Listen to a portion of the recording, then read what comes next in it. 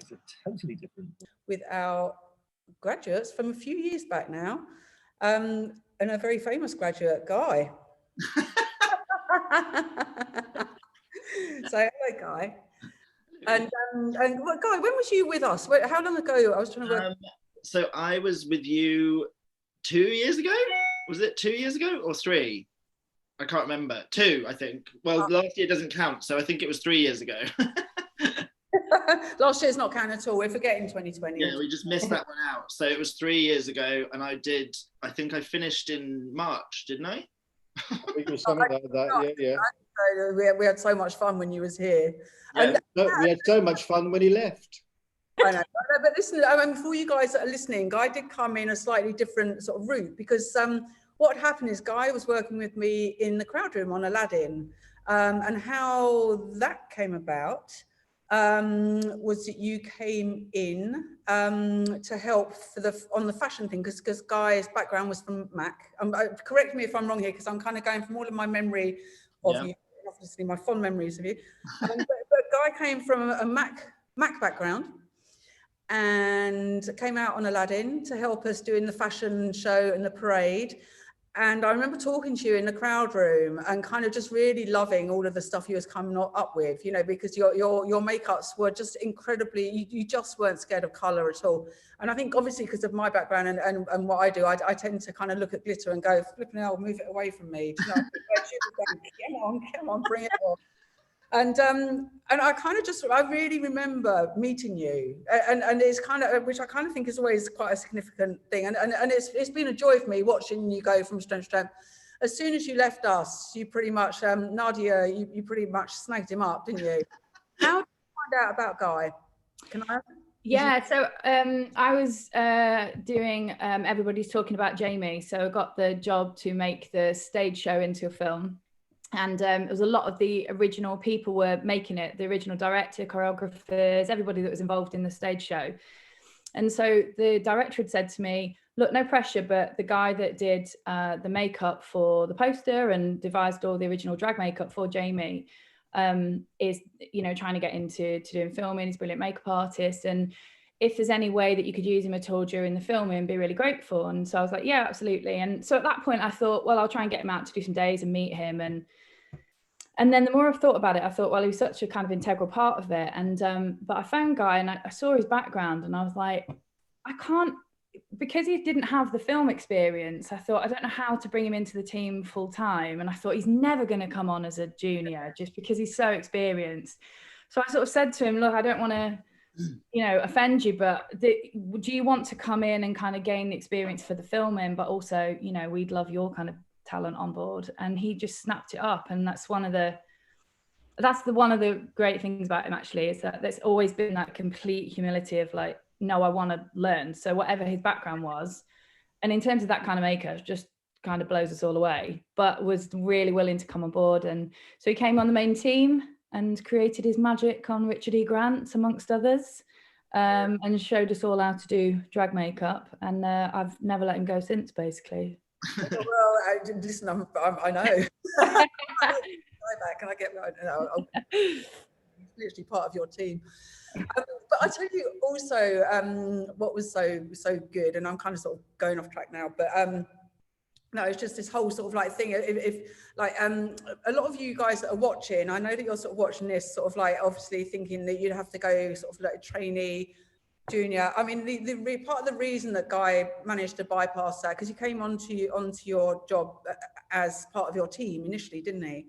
So you kind of bypass the whole trainee part of work, which can be done. I mean, this is sort of an interesting thing. I mean, it's kind of sort of like Nadia obviously knew.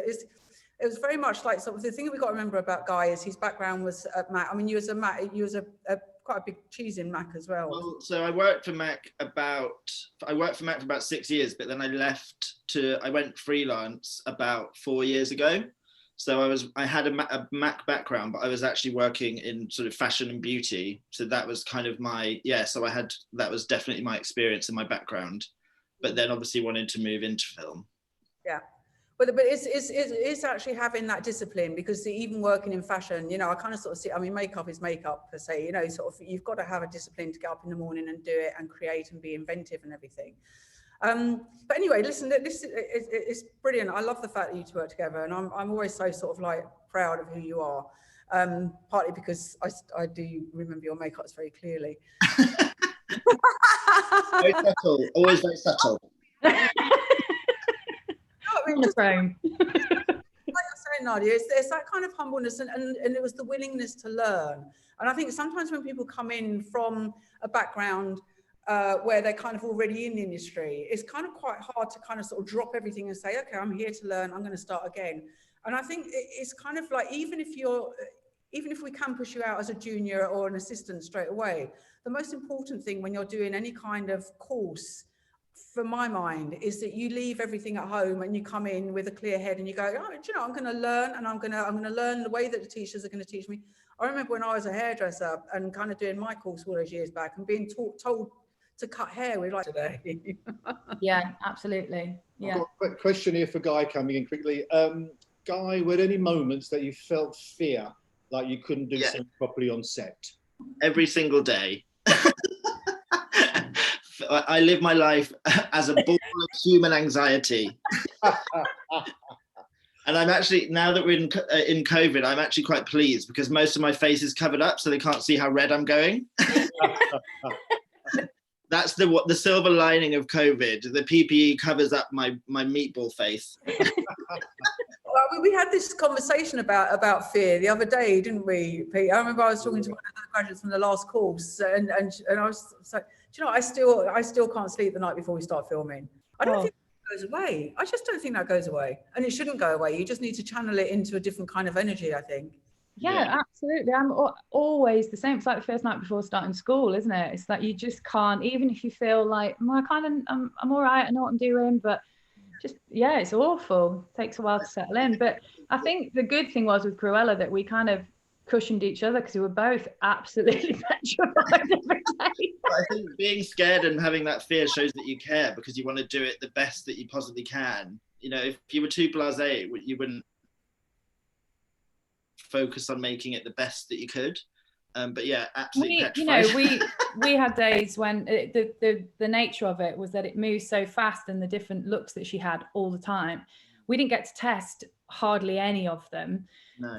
We were testing sometimes on people in the truck, but we didn't get to test them on Emma, because she was in every single scene pretty much. Mm-hmm. So there were things that, I mean, honestly, I can't tell you too much about the looks, but I will tell you that we used stencils on her, we used pearls, we use jewels, we use feathers, she's got makeups that are like, I mean, there's some huge things. And there was times that Guy and I were just like covered in Prozaid with tweezers stuck to our fingers, still not knowing, like, is everyone going to be up? And you get to set with that, like, what's people's reaction to her? And so it was pretty petrifying for both of us. What a great thing to design. I've got to say, just a great thing to design. What about the hair? Who was doing the hair, the wigs and things? Well, I was doing hers. So I mean, honestly, it was like we said, I would never choose to do that. I would never choose to look after the lead. So would you do her wig in the morning, then Guy you'd look after her on set whilst she was off doing other things? Well, I was with her most of the time, but because Guy could be there and Guy could look after us if the wig was kind of, you know, as it was for the day. But most of the time it was me and Guy with her all the time. But yeah, there was times when I was dressed in the wig and the cleaners were kicking me out, you know, it was like, and then knowing I'd have to come back in, constantly apologizing to cleaners, going, I'm so sorry, just a minute, just to try and get it right. And it was really hard. There was loads of things on that job. Like, we didn't get Emma till about a week out of shoot. She didn't fly over. And then the wigs, first time I tried it on her, and it was about this shy all the way around the sides. And I was like, oh my God, and I will never, none of us on the team could ever understand, we still can't figure out to this day, that black and white throws your eye completely. I had the most amazing hairdressers, and they were all looking at these wigs going, why can it, and it must be something to do with the white doesn't look the same as the black. Yeah.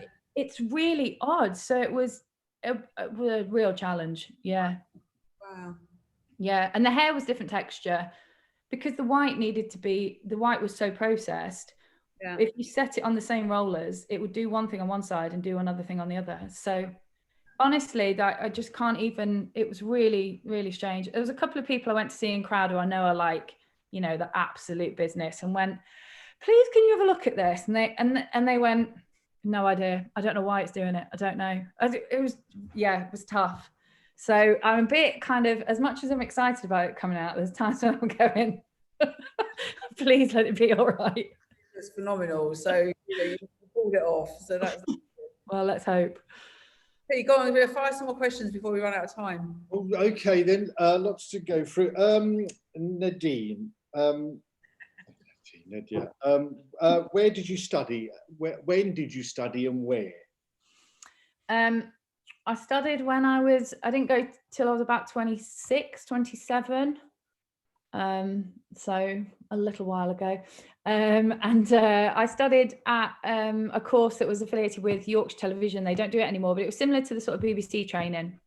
And you studied, I did media makeup through the week, and then we studied hairdressing a couple of nights a week for our MVQ. And then moved to London and got into the, started to work in theatres and sort of started that route, and then did the route up as a trainee in television drama, then as a junior, then as, you know, so it kind of worked my way through the ranks that way. And you didn't, I mean, obviously coming down to London, you didn't, I mean, there was no sort of contacts, or there was there? I'm the most unlikely hair and makeup artist. There's absolutely nothing in my family. No one's involved in it at all. Didn't know anyone. Moved to London actually because there was this big, probably loads of people have heard me say this before, but there was a job offered through my college to work full-time on Emmerdale for 2 years, and there was a trainee, and you know, and everyone's, I think there was 2 spaces, and everyone said, oh, Nadia's got one of them, Nadia's got one of them. So I sort of was like, right, I'm gonna start looking at places in Leeds. This is what I'm doing, job straight out of college, great. And I didn't get it. And I remember sitting on the steps at my mum's in absolute tears thinking, that was a complete waste of my time. I'm now 28, I would have been by that point. What am I gonna do? I don't know anyone. And I just thought, I'm just going to go to London. So I got a job in the personnel office at the National Theatre. And I used to have to hand out the application forms every day, but I just kept wandering off and wandering around the theatre and looking at the wigs and like sort of going in the prop storeroom and stuff like that. And I badgered the lady in the wigs room to give me a shot basically. And she put me on some of the shows in the evening. So it was a real, like, yeah, I mean, I absolutely just threw myself into it. I didn't know anybody. But it's, I mean, that's the sort of beauty of it is, you know, if you want it, if you want to do it, you know, you've gone blind down to London, you know, so moving away and doing all these things and just, yeah, this is what I'm going to do, and I'm going to do it, you know, yeah, I think, a year, 2 years. I mean, maybe being older as well, there was that thing of like, I've just done all this at college and there isn't another option now. So I have to do this. So I'm just going to go for it and sort of, yeah, I look back on that time. I think now I'm like, oh, I can't be bothered now. But I look back on that time and think, if you'd have told me to drive to Scotland to go and do a daily to wash Chris's brushes, I'd have done it. Do you know what I mean? I'd have just whatever. I gave up going to anything, friends' parties, birthdays, anything, just to kind of get in. It was just blind ambition to do it. Oh yeah. We've got one question: is do you miss working on people, right? You know, rather than being a designer, you mentioned earlier. Yeah, I do. Yes, I do. And sometimes when I see people get to do some really like fancy makeups or hair or something, I think, oh, that would have been nice to do. And I do. And I'm always kind of sticking my oar in a bit with that as well. So, well, I used to be able to when you could all muck in, but I do love designing, and I love the kind of getting it and the research and the kind of pulling it all together. I do love that. So and I love watching what other people can do as well. I still feel like that trainee when I've got, you know, you walk into a crowd on Cruella and you're just watching what those people are doing, and it's kind of like, wow, you know. So yeah, I do love designing. I mean, is there a case, I think, for Chrissy and Nadia, is it, you know, like once you become a designer, you can't go back to being just a makeup artist, or you can? Well, I think you definitely could, and I think I always see lots of designers in crowd rooms who just want to come out for the day and have a play, and probably for that reason as well. I couldn't personally go back and work as an artist on someone's team just because I'd be trying to do it. I'd be trying to take over. They wouldn't want me to do it. But yeah, I suppose. Well, I don't know, Chrissy, would you? Oh, it's kind of, I don't know if I could. And I think very much, I mean, it's kind of quite weird, even just sort of like listening to your sort of like story of your life. And we've got very similar backgrounds. You know, we don't come from a family that worked in the industry, you know, and we'd get up at 5 a.m. to sort of like, you know, I used to do dummy runs the day before, and, you know, always try to make sure that I was the best trainee they'd ever had and everything, just because it was that need to succeed in it, because nobody was going to kind of sort of, you know, chuck money in my bank account if I wasn't going to make it eventually, you know. But I don't know if I could go back and work on other teams. No, I'd like to think that I could, but I think I'd be very much like you. I think I've designed too much and too long, and it's kind of interesting that the question sort of going back to your question from whoever sent in that question about, as a designer, do you miss doing makeups? It's not that you don't do makeups, because the prep time and the setting up, that's all you're doing. You're doing makeups on people, and likewise, when we're sort of saying that we're not on set, what we do in the morning, and again, it kind of sounds like we do very similar things, is we're very instrumental. It's like I'm always there probably before the trainee in the morning, and on the main bus, and I will always be on the bus until the whole call. I mean, on the Nevers, on my last one, we had 4 makeup buses running on the main teams.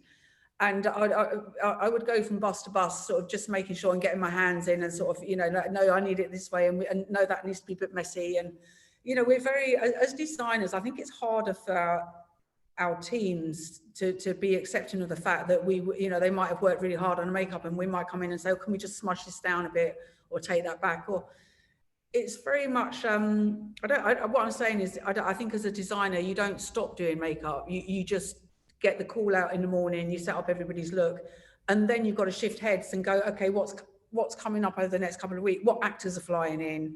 You know, and what wigs need to be ready, and you're kind of constantly working a week in front of everybody else, really. Yeah, that would work very, very similar. Now, I think I'm so used to being in charge of it all. You know, I'd like to think that I could. Me too, but I think I'd be terrible. They'd say, just shut up, do your job. Stop telling me how to do it.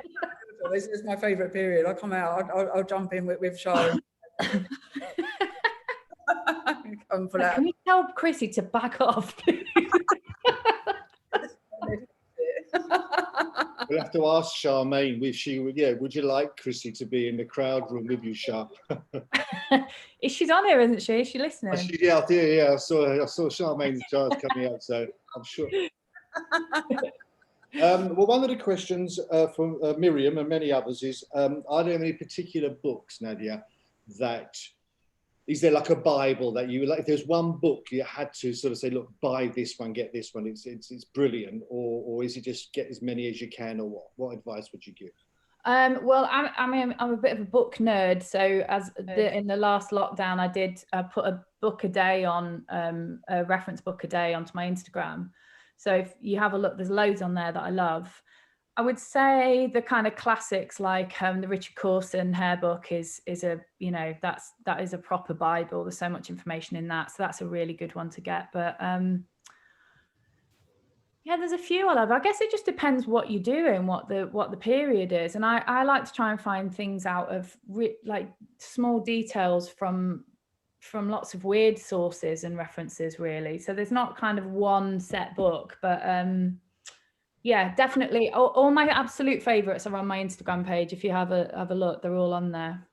I mean, in this day and age, is it almost a case of you don't need, you know, a book because of the internet, because of, you know, other sources and stuff, that you don't need to buy it, or is it just it's good to have it as a dip in? Well, I'm probably the wrong person. I suppose you could do it all from the internet, but I think it's finding it from all different sources. It's, you know, you might find something from the internet, but also it's small little pictures you might find it in a book, or So I mean, I would, and when the world's back to normal and we can do it again, you don't have to spend a fortune on them. Most of my books, and I've got masses of them, loads from charity shops. I get loads from secondhand bookshops, and always having a look around and buying fashion books or hair books or photography books, or you can get them pretty cheap as well. So I think getting a nice collection of them is a good way to start. That's always where I start to research. And looking at Guy's bookcase behind him, you do a lot of internet search? I actually do have a lot of books, but they're not on show at the moment. I find my favourite book of all time is always this book called Least Wanted. Oh, have you got it? I bought it because you said in lockdown, you said about it. It's still my favourite book, and I kind of just love it because it's so it's so real, really. I don't know where it's gone. Maybe I've lost my copy of it. Who knows? I mean, it's also a good idea to put together your own scrapbooks. Like, I mean, we always sort of say that to sort of students, sort of that they should be putting together little folders. I mean, I did that when I first finished my course years ago. On my weeks off, I'd kind of put together a folder of the 20s and a folder of the 30s. Every week, I'd give myself a topic, an era to cover and put together books on it.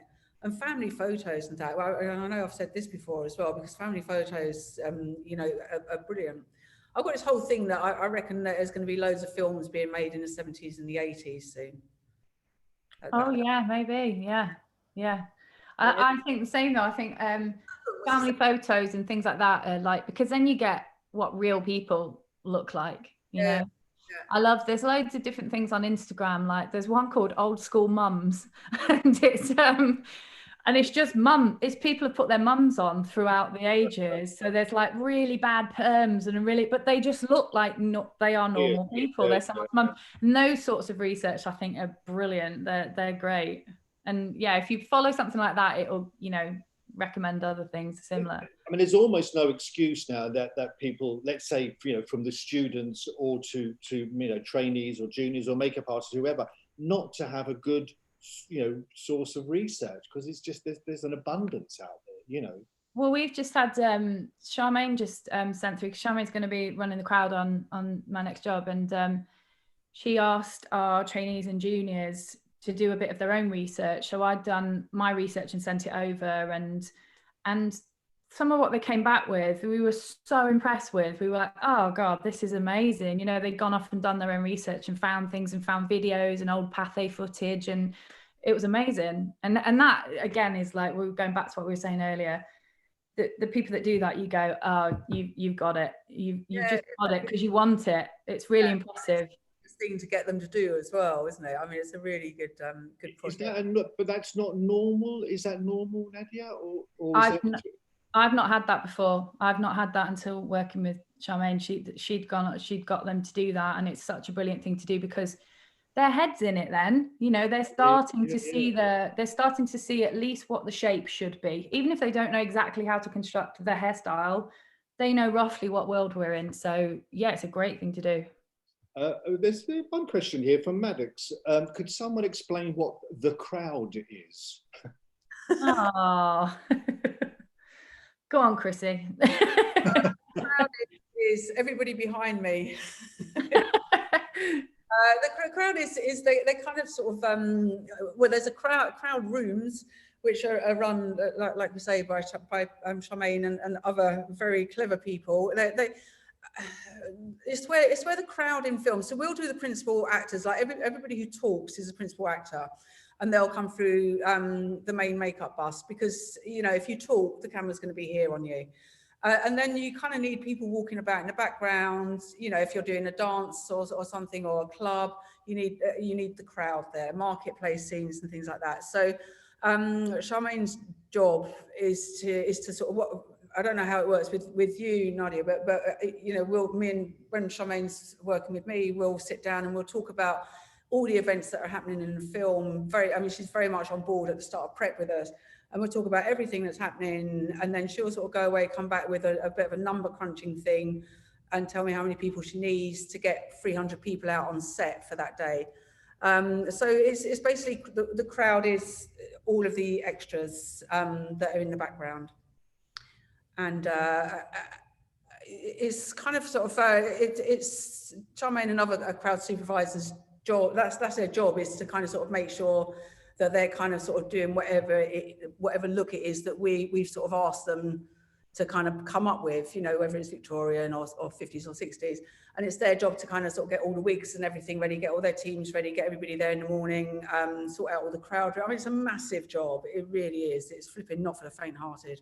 They're really kind of the unsung heroes though, aren't they? Because, you know, the crowds kind of, they paint the world. So if we've got a job that's set in the 1950s and that shop opens out on Soho in London in 1955, and you've got all people milling around, you need to believe you're in 1955. So it's, you know, it's their job to do that. And they're kind of, you know, the stuff on Cruella as well. I mean, there's about 4 different balls that they go to, these huge balls, and they've all got a different theme.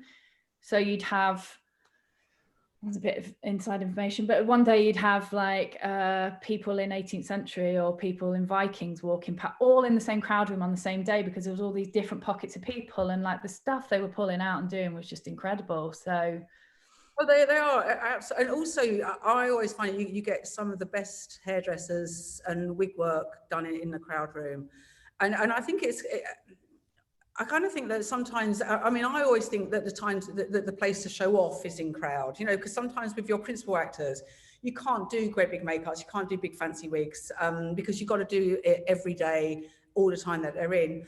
And I think, you know, in a good crowd room, you know, that's where they kind of excel. You know, you have all of these incredible hairdressers and wig workers that can literally make stuff out of nothing. And I know, because I think you got Shaz with you as well, haven't you? And she the amount of times, even on the Nevers, when I've worked with Shah and Shaz, and I will sort of, you know, I'll throw something at them and say, oh God, I need this done, any chance? And I literally go out there and it's in the wig oven within, you know, an hour. I mean, they are, yeah, like you say, they're the unsung heroes. And I do kind of sort of think, as far as important people that you're working with, I know for me, I've got I'd always say that it's my core. Like when I start a job, I'll always get Lisa, who's my main supervisor on the main bus, and Charmaine, who always does the crowd with us. I will always get them on first, because that's my core people that I need to talk to about the principals and about the crowd. And that's where it all evolves. They're like at the top of the thing, and then it all filters down from them, really, to kind of for the show to run smoothly. Yeah, they're kind of your insurance, aren't they? You're like, right, if I've got them, I'm all right, exactly. And then we can figure the rest out. Yeah. Any more questions, Mr. Pitt? What? Yeah. We've got a question for Guy. What would be the key thing that you think makes a perfect junior/trainee? And was there anything that you struggled with? Oh gosh. I would say, well, all the things that we've discussed, just being open to, one of the things that I pride myself on is never being afraid to ask for help. So if you feel that if you're attacking a problem and you think that you just want to get some advice, then don't be afraid to ask for help, because if you try and bodge it, then that's going to be worse than if you just say, you know what, I need someone to come and help me with this. Or, you know, would someone just have a look over this for me to make sure that I'm on the right track? And so I know that on Cruella, or on any of the jobs actually, the supervisor, so if you're not able to speak to the designer, because obviously they'll be super busy, then you've got the supervisors there, and they've always been amazing and always super open to helping you and to giving you advice, or, you know, recommending a particular way to approach a problem. So I think definitely always be open to asking for help, definitely. And something I mean, I think, sorry, Guy, but I think that's a bit, you know, that's confidence with you or with Nadia and Chrissy, where to go, oh, I don't know, you know, because as Nadia said, you can't know everything, and you know, the pressure on the designer is in theory, it's a designer, she must know everything, you know, and it's go, well, actually, no, I don't, you know. Pride comes before a fall. You've got to be able to, like, I feel like the smartest move I ever did was, or still do, is fill my teams with people that are brilliant as well, because then I can go, hey, I'm thinking this, but I'm not sure how to do this, or to be to be brave enough to say, don't know how to do it. You know, I've absolutely there's no way I could have achieved what we achieved on Cruella without Guy. And that there's like, that's an absolute, I wouldn't have been able to do it. So it doesn't matter if you're the designer or the trainee, absolutely, like Guy said, just ask. Yeah, definitely. Again, and Guy, you have pointed out the importance for good supervisors as well, because it's like, you know, sometimes as designers, our heads are in a different space, but your supervisor should always be there, you know, to sort of work out if there is a problem. That, you know, and then if it is a problem, then they'll bring it to us. And part of our job as a designer is to kind of put out the flames a little bit and just say, okay, let's troubleshoot this. If you've got a problem, let's see how we can make it work and things. So again, you know, it is sort of knowing who to talk to, I think, isn't it? Yeah. I've been really lucky, like, with my supervisors as well, and Carolyn has worked with me a lot, you know, particularly in the last few jobs.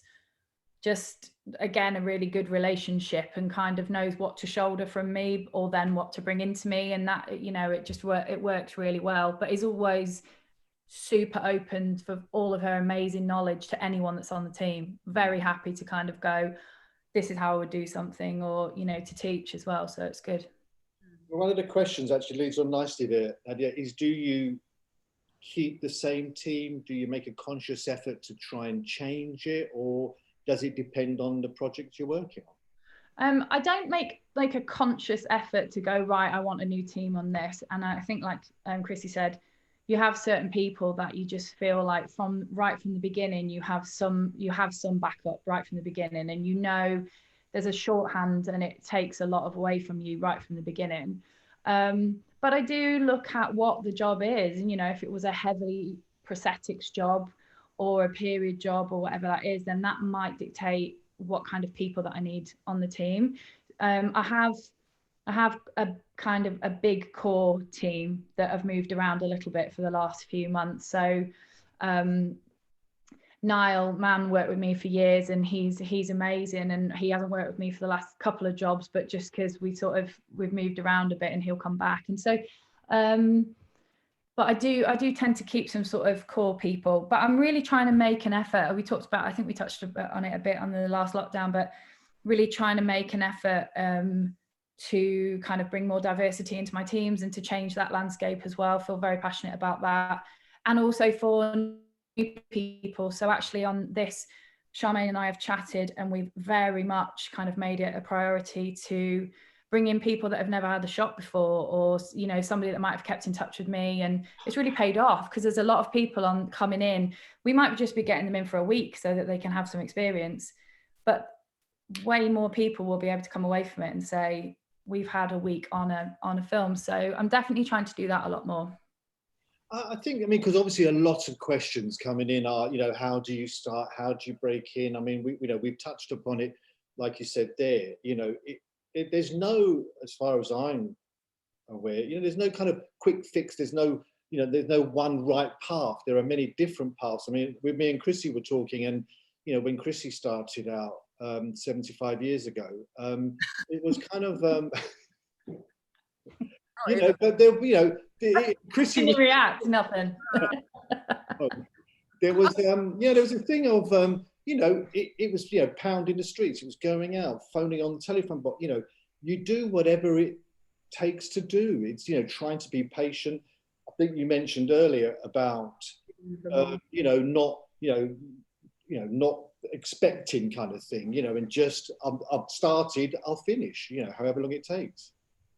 Yeah, it's hard, and each designer will say a different thing, I think. I mean, I've had so many people, there's a lot of people that have either coming out on this one or the last one that have come through Instagram for me. I feel like I sort of know them. They sent me lots of messages, or they just kind of go, still here, just sort of sending it in. And it's really paid off for some people. And, you know, and obviously I can't get everybody out, and I, you know, try, but that's worked for lots of them. And I feel like whatever the means is, I'm not going to know who you are if you're just sat in your bedroom dreaming of being a makeup designer. I'm not going to know who you are. So you've got to get out there some way. You might bug some people, but other people will go, no, come on then. You just hit them at the right time when they need a trainee.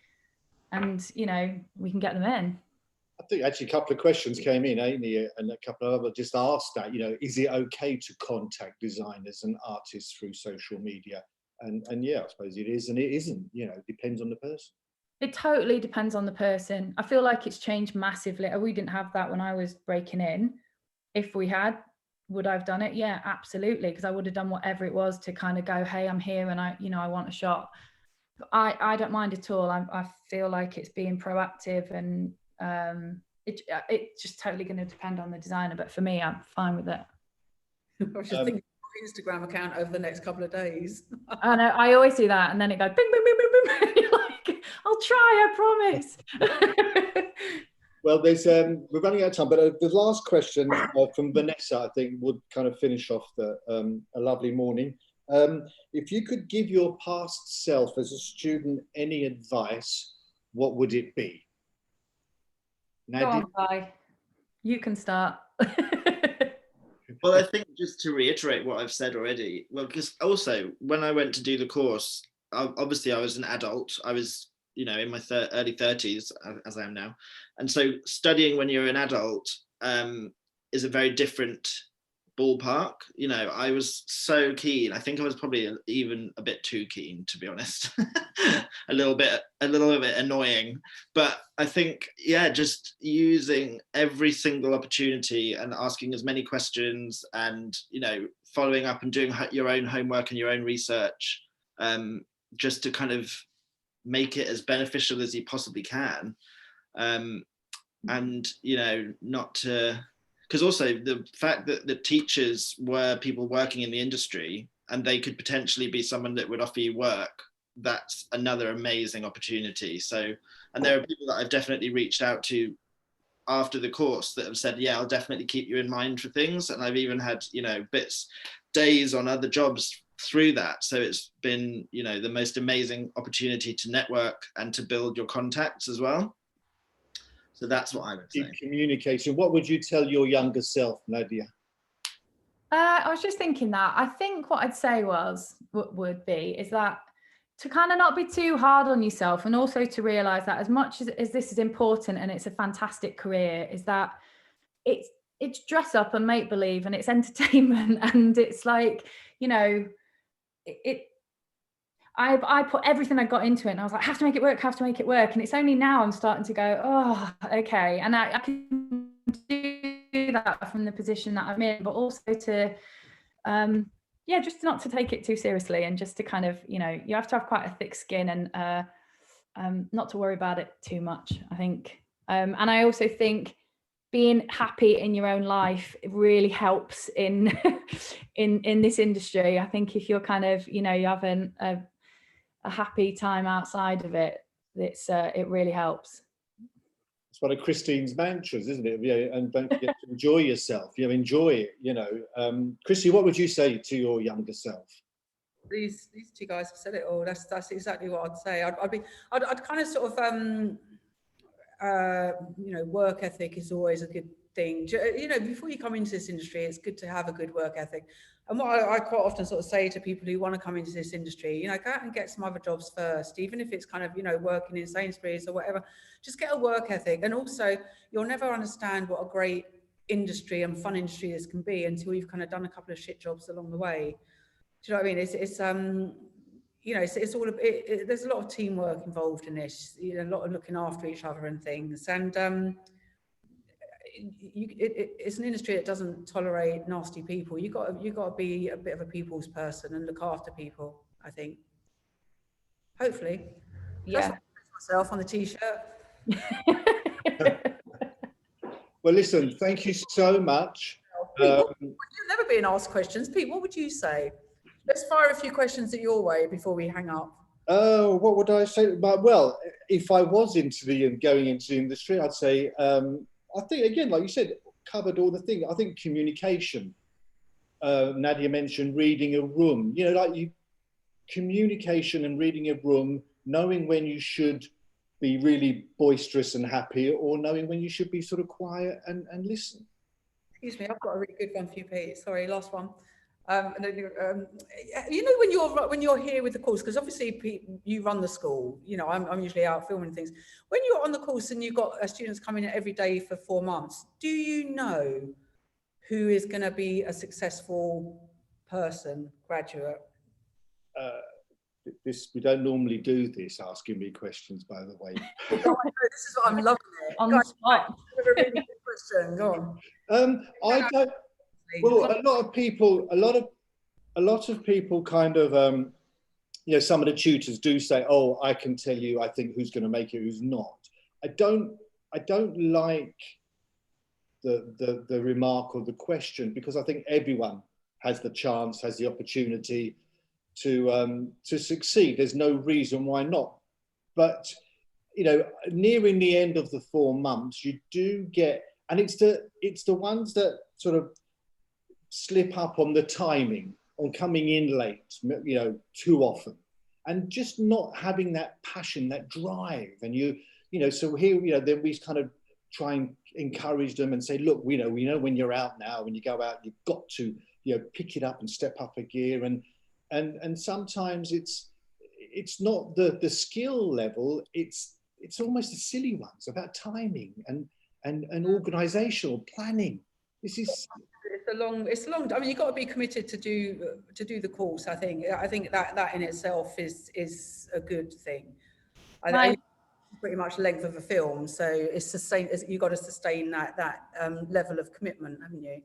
So my tutor said she knew there was like 3 of us, and she said she knew right from the beginning. And I think it is that. There's no way that I was the best makeup artist on the course, no way. But I would have been there 10 minutes before, waiting for the door to open. You know, I was like, absolutely, never missed a course, never missed a day, you know. And I think it is what Chrissy said, that carries on into it. Can't be late. You just can't. Our industry works on timings. Every single bit of our day works on timings. And so it's just, you can't be.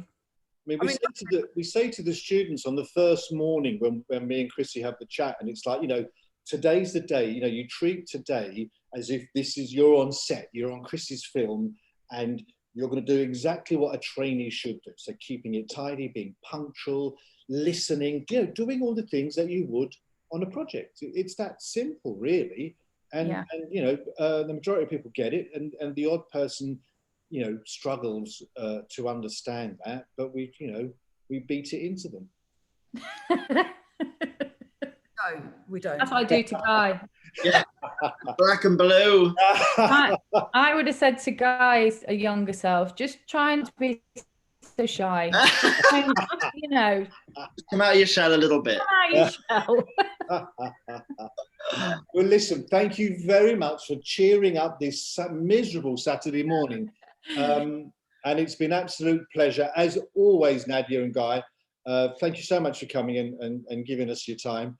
Thank you, everyone, for listening in. Next week, we've got the beautiful, lovely Loz, who is coming on with Juliana, one of our graduates. Gosh, Juliana, forgive me, I think 10 years ago, possibly. So that'll be a good chat for next week. Again, the experiences, and I love that sort of, you know, designer / CBMA graduate chatting kind of thing. Yeah, I love the fact also when you mentioned Niall Mann, because he was here as well. He was, yeah. I was gonna mention Niall. Yes. He was. Yeah, I've stolen Niall as well. He's another one. Oh, it's been so lovely. Thank you both for asking. It's been absolute pleasure. I can't wait to see Cruella. I know. Guy and I will be watching it like that first time. Is it over yet? I'm so scared about the future of cinema at the moment. Are they talking about cinema release for it? Yeah, they are. Yeah, they were. And the date that it's coming out is the date that it was. It hasn't shifted again because of this. So it, you know, that's the current plan, that it's cinema. But yeah, I don't know. Guys, everyone, if you're still listening, I hope so. Please go as often as you can. Yeah, absolutely. This is our livelihood. It's we don't make it everything for TVs. It's a TV screen. It's there's something about a day out, isn't there? Oh yeah. Everyone's enjoyed it. We're getting lots and lots of thank yous and brilliant about me answering questions at the end. The bit at the beginning wasn't too bad, they're saying as well. But yeah, thank you. Listen, Ended on a high. love, and we'll talk soon. Thanks so much. Bye. Bye. Thanks, Bye. Bye. everyone. Bye bye.